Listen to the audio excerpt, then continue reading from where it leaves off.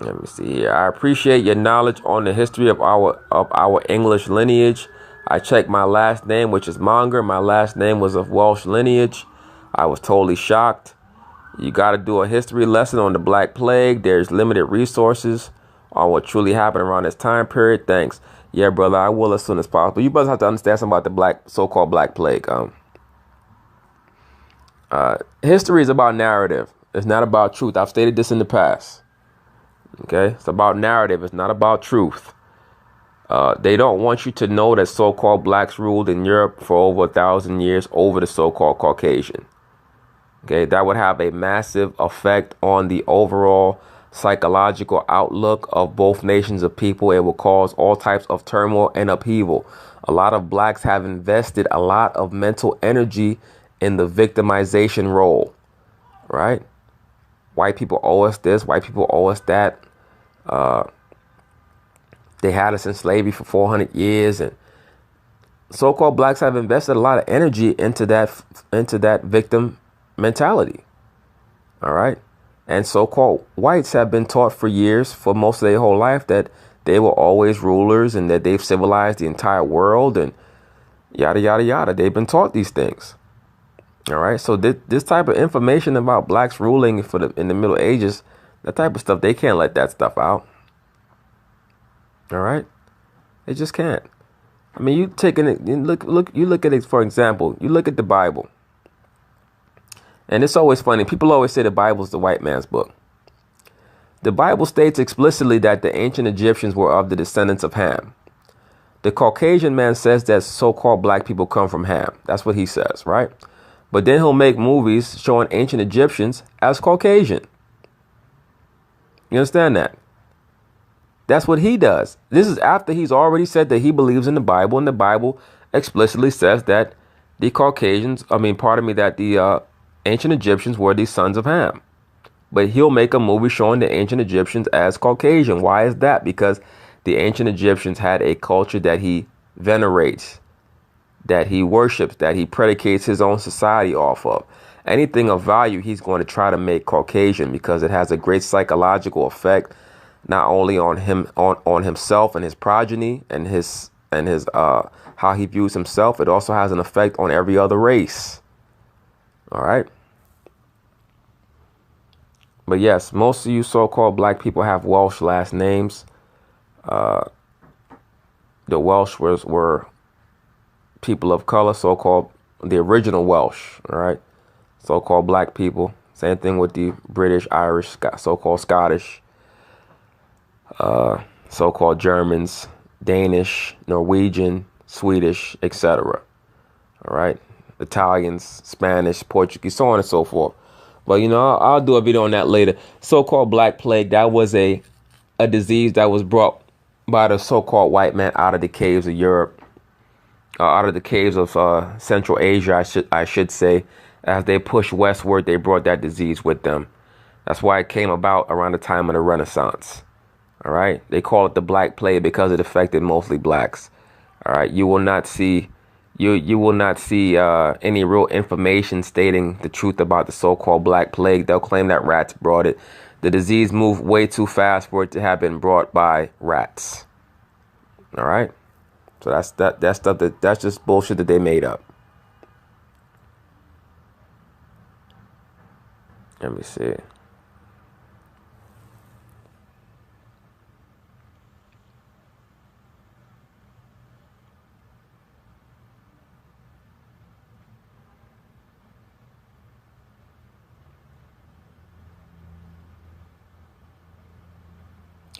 Let's see here. Judah, what you said about dreams and misery loves company is exactly what I'm going through, man. Almost broke me down. Great video. Brother, don't let anybody break you down from following your dream. I'm telling you, they will try to do it. All right? As long as what you want to do is not hurting anybody else, you go ahead and pursue your dream. All right? Most people don't have the courage to follow what they want to do with their life. Most people conform because most people are followers. Most people feel the pressure to want to fit into the conventions of society. That's why if you ever are in a corporate America workplace, there's 99% zombies there. All right. Most people don't know what they really think. They don't know what they really feel. That's why most people in this society are massively depressed. Okay? That's why the prescription drug industry is a multi-billion-dollar industry. They like having the people depressed. All right? Everybody's trying to fit in. Most people don't have courage. All right? Once you figure out what you want to be in life, then that's a curse. A lot of people are here on the earth and don't know what they're here for. That's a curse. All right? If you know what you're here for, then you go and you pursue it. And don't let anybody take that shit away from you, man. That's all you have is your vision for yourself. All right? But yeah, I'll end the video with that. All right? Peace. All right, so, based off of some of the questions that I answered in the last video in regards to the last names, I'm going to add this little section here at the end of the video just to validate some of the statements that I've made about the last names from the British Isles. All right. This is an article from theguardian.com. It's going to read Semantic Enigmas. Why do so many African Americans, so-called African Americans, have Welsh names? Venus Williams, Colin Powell, Floyd Patterson. Common thought relates the names to slave owners, but there were very few Welsh slave owners in the American South. Most Welsh immigrants to the U.S. ended up in the steel and coal industry in the North.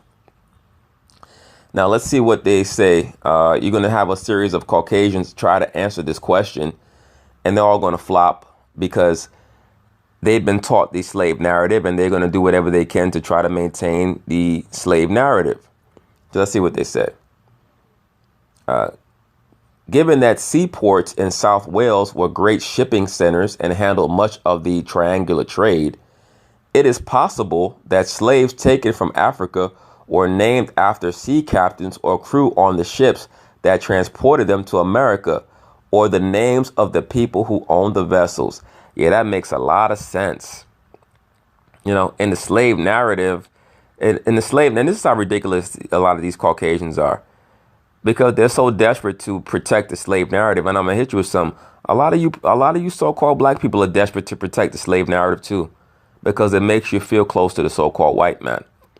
Right? But on this guy's planet, quote unquote slaves were taken from Africa. They were named after sea captains or crew on the ships. And they kept those names and remembered those names on the voyage over to America. And they said to their new masters, my name is after the sea captain of the damn ship. This is how ridiculous these people are. Let's go to the next one. In the Philadelphia region, there was a very large Welsh community that settled the area. And that legacy lives on in places such as Balasinwyd and Schuylkill. The towns that bear these old Welsh names are also the richest parts of the area to this day, and money, not geographic location, was the only qualification for slave ownership. It appears that the questioner is mistakenly under the impression that slavery was always limited to the agricultural South. I am sure that many of the names have thus originated from this area. So now, this guy is trying to say that tens of millions of so-called black people have Welsh last names because of a Welsh area in the Philadelphia region. All right, are you guys starting to understand how desperate and how stupid people become when they're trying to maintain a narrative? It's like somebody who's trying to prove that Santa Claus exists. All right, let's move on. 2 qualifications to the previous posters. Williams and Patterson are not exclusively Welsh names. Patterson is a fairly common Scottish name. You know why? Because the original Scottish were black. A large portion of African Americans have Scottish names. You see, even this woman notices it. See that? A large portion of African Americans have Scottish names, due partly to the fact that many Scots emigrated or were exiled, deported to the Carolinas after the 1745 uprising. And many of those who survived became slave owners a generation or so later and gave their names to their slaves. So now this person is trying to make you believe that these Scottish who came over here, and I'm gonna hit you with some. Many of the Scottish who came in from Scotland were black Scots. All right, if you ever look up the origin of fried chicken, it tells you that fried chicken came from Scotland. All right, and that's because a lot of the so-called people who came from Scotland were so-called black. All right, but this woman wants you to believe that white Scottish people came over here and bought up a lot of the slaves, so-called black slaves. All right. Incidentally, in doing so, they were merely passing on the Highland Scottish custom by which all the members of a clan took their surname from the clan chief, whether or not they could trace any blood relation. Colin Powell was born in the U.S., but his parents came from the Caribbean, I believe Jamaica, to the U.S. Schuylkill is not Welsh at all, but Dutch. Yeah, and let me say this. A lot of the original Dutch were black, all right, so-called black, as are many place names in New York State and elsewhere in the mid-Atlantic region. Once again, this does nothing to explain why tens of millions of so-called blacks, not just in the Americas, but in Central America, South America, and the Caribbean, have Welsh, Scottish, English, Dutch, German last names. Let me say this. Those of you who watch boxing, guys like Marvin Hagler, Adrian Broner, Bernard Hopkins, those names, Hagler, Hopkins, Broner, those are all German last names. Okay? The original Germans were so-called black people. For those of you who don't know, they're the ones who settled in England. Okay? Anyway, let's continue on. Adam Guzman. The only thing the slave traders and owners did to the last names of many of their slaves was strip them of it. That's about it. So you see, Adam Guzman's the only one on here talking a little bit of sense. He said the only thing the slave traders and owners did to the last names of many of their slaves was strip them of it. That's about it. May I make a suggestion here again? I don't think black people have the last names of slave owners. Doesn't make sense. Why would anyone want the last name of a family that caused them misery? Black people have the last names of heroes who are mostly Welsh and Norman. Right. The reason why so-called blacks have the last name of mostly Welsh and Norman was because most blacks have Welsh or Norman lineage. All right. The Normans who landed in England in 1066 AD under William the Conqueror, they were so-called black people. OK. Anyway, the Welsh were barely involved in slavery. See, Adam Guzman is the only one who's making a little sense. This is why I wanted to post this article, because a lot of you brothers and sisters need to read this to understand. These so-called white people, they think about these things. They're trying to figure out how come all these so-called blacks have these Welsh last names. You know why? Because most of these so-called white people, like the ones that you see in this article, they're white trash. They're the recipients. They're the recipients of the fake historical narrative. They don't know that the original Welsh were so-called black. All right. But let's find another article. All right. So now this is an article on the Daily Mail called "The Blackest Name in America. Why are 90% of Washingtons African Americans?" And this is something that I've mentioned in the past. It wouldn't surprise me if George Washington was actually a so-called black man. It wouldn't shock me at all. All right. I mean, he could have been a Caucasian. People think that because somebody was a slave owner, so-called slave owner, that makes them Caucasian. You have many so-called black slave owners. All right. Not saying that George Washington was definitely a so-called black man. I'm just saying it wouldn't shock me. All right. Almost every person I met in my life, last name Washington, was a so-called black man. All right. Because once again, those were so-called blacks that came here from England. Anyway, let's read this article written by a man named Jesse Washington, who's probably a so-called black man himself. It says George Washington's name is inseparable from America and not only from the nation's history. It identifies countless streets, buildings, mountains, bridges, monuments, cities, and people. In a puzzling twist, most of these people are black. The 2000 U.S. Census counted 163,036 people with the surname Washington. 90% of them were African American, a far higher black percentage than for any other common name. Famous surname, New Yorker Shannon Washington, who says, growing up, I just knew that only black people had my last name. Washington was listed 138th when the Census Bureau published a list of the 1,000 most common American surnames from the 2000 survey, along with ethnic data. The project was not repeated in 2010. Yeah, it probably wasn't repeated because they said, damn, we finding too many niggas with this name. Anyway, 90% of those Washingtons, numbering 146,520, were black. Only 5%, or 8,813, were white. 3% were two or more races, 1% were Hispanic, and 1% were Asian or Pacific Islander. No, they wasn't. Those were people who put down on the on the damn survey that they were Hispanic or Asian or Pacific Islander, but their father was most likely a so-called black man, and they just didn't want to claim it on the survey.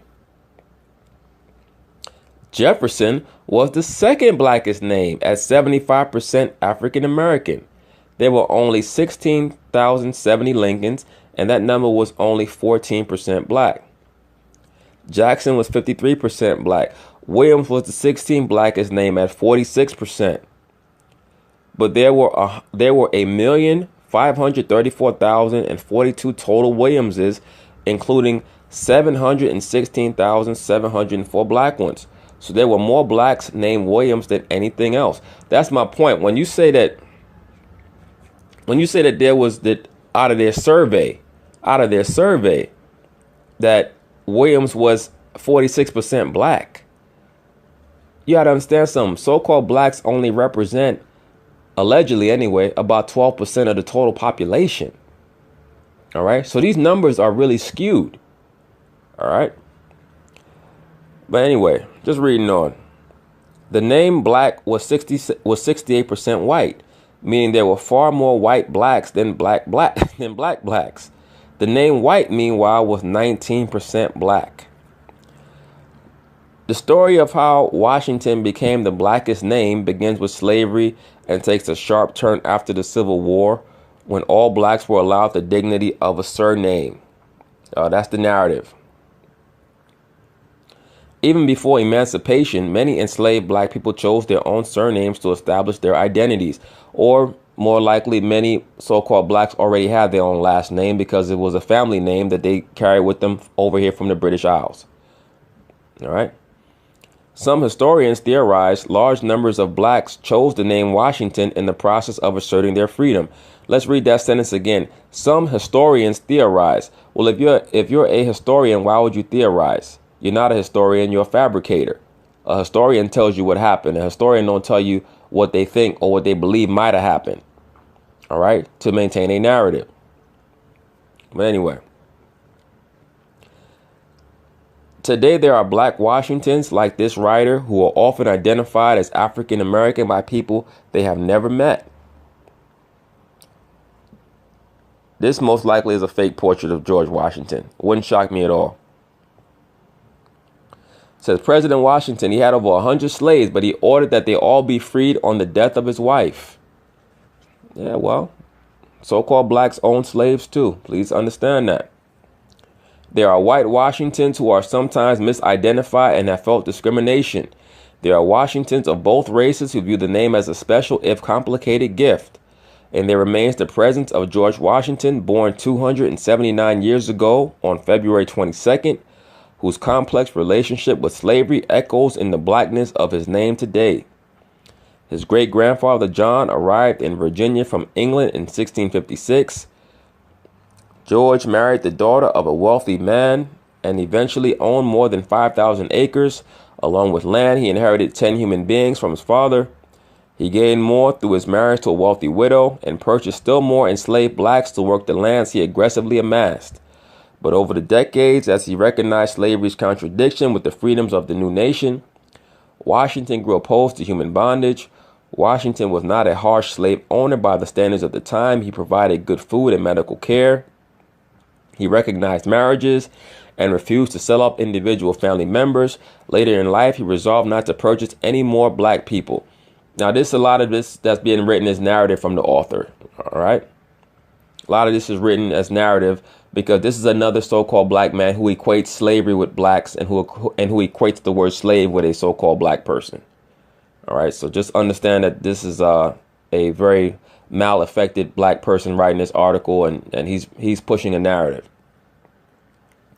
But he also worked his slaves quite hard and under difficult conditions. As president, he shuttled them between his Philadelphia residence and Virginia estate to evade a law that freed any slave residing in Pennsylvania for 6 months.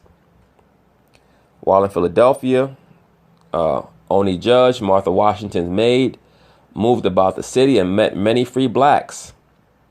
Upon learning Martha was planning one day to give her to an ill-tempered granddaughter, Judge disappeared. According to Ron Cherner's new biography, Washington a Life, the president abused his presidential powers and asked the Treasury Department to kidnap Judge from her new life in New Hampshire. The plot was unsuccessful. Mr. Chernow said Washington was leading the schizoid life. In theory and on paper, he was opposed to slavery, but he was still zealously tracking and seeking to recover his slaves who escaped. Let's skip down this article because this article looks a little long. Let's see here. It says only a handful of George Washington's hundreds of slaves did, for example, and he recorded most as having just a first name. It says Mary Thompson, an historian at Mount Vernon, said it's a myth that most enslaved blacks bore the last name of their owner. You see that? I'm going to read it again. Mary Thompson, an historian at Mount Vernon, said it's a myth that most enslaved blacks bore the last name of their owner.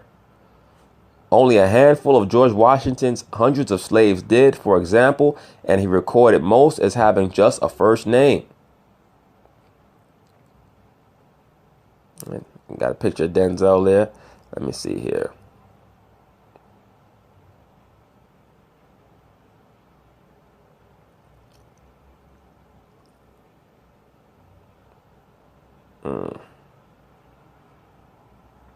All right, a lot of y'all can read this article for yourself.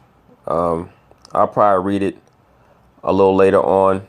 It looks a little long, but it just proves my point that a lot of these names, they make you think that these names come from slavery, and they really don't. Even though this article is still trying to push that narrative, that because he doesn't really know where the names come from. But the point being, like I said, a lot of these so-called black people, they brought these names over here with them. All right. All right. There's another page I found. Welsh surnames common among African Americans. I was asked this morning why so many African Americans have Welsh surnames. Quincy Jones, Jesse Owens, Venus Williams, Serena Williams. Was it due to slavery solely, or was there other reasons? It seems Welsh names predominate in the Afro-American community. I found this link below, but it would be interesting to see if SSIWers can offer any insight. All right, this is a forum called Forum Say Something. Some say something in. Yes, of course, you're going to get the normal nonsense. Yes, in the U.S., many slaves took on their owner's surname. Well, we just read that was a myth. So he says you also find a lot of Irish names among African Americans. Why is that? Because the so-called original Irish were black. That's why. Let's see here.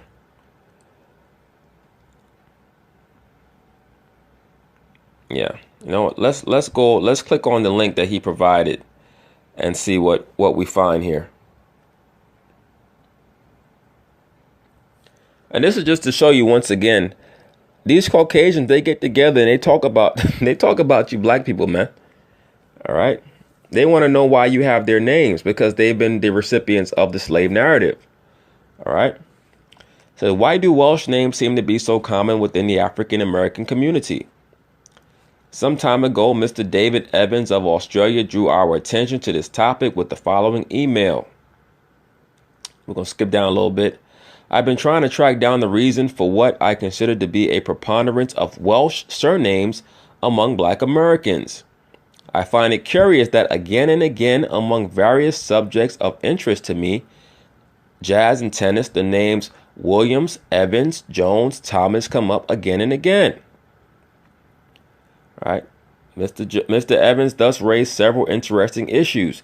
If we accept the widely held notion that slaves tended to adopt the surnames of their masters, A high modern incidence of Welsh surnames would indicate that Welsh immigrants formed a large proportion of the slaveholder class. For reasons discussed below, I believe this concept to be quite wrong.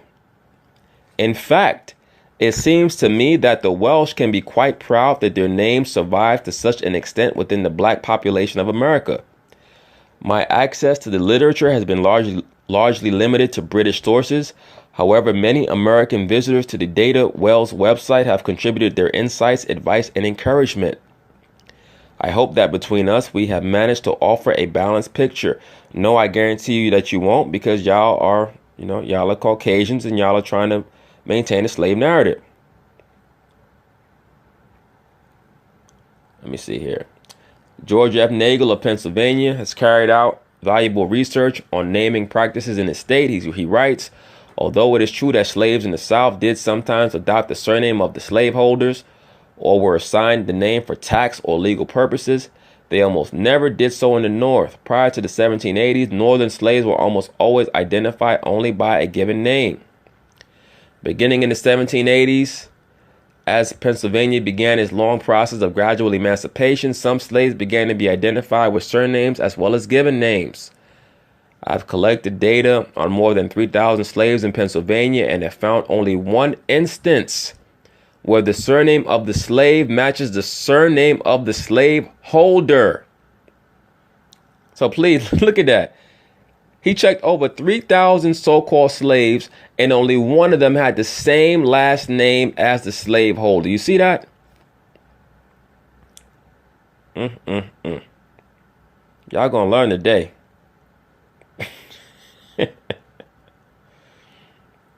Let's see. Let's read down. It says, I wonder if many people are aware that the name Floyd has a Welsh origin. This was originally a descriptive element in early Welsh names in the form Lloyd, meaning gray or sometimes brown. Let me read that again. This was originally a descriptive element in early Welsh names in the form Lloyd, meaning gray or sometimes brown. Medieval scribes not of Welsh origin had trouble spelling this, and it was often written as Lloyd or in an attempt to reproduce the singular L sound of Welsh as Floyd. This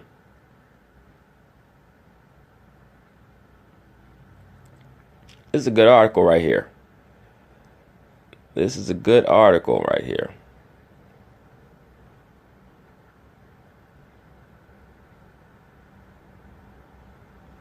Let me see here.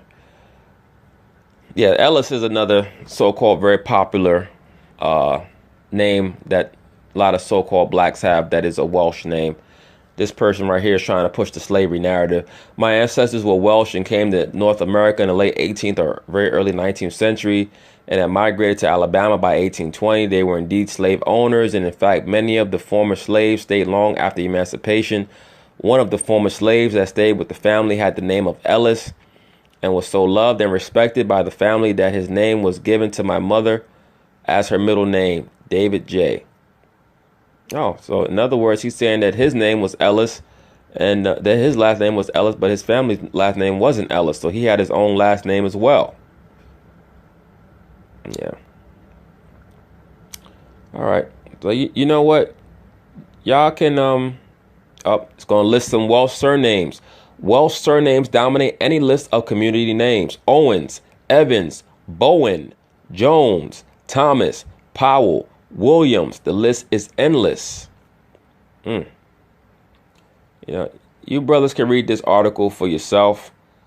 The city of Montgomery has a population of over 200,000. There is a town called Pritchard and villages called Cardiff, Jones, Rehoboth, and Morris. Georgia has the counties of Evans, Montgomery, Jones, Floyd, Morgan, Thomas, Glenn, and Jenkins. As we know, those are all so-called black last names. You look at this. Yeah, this is a great article right here. But anyway, y'all got the point. Peace.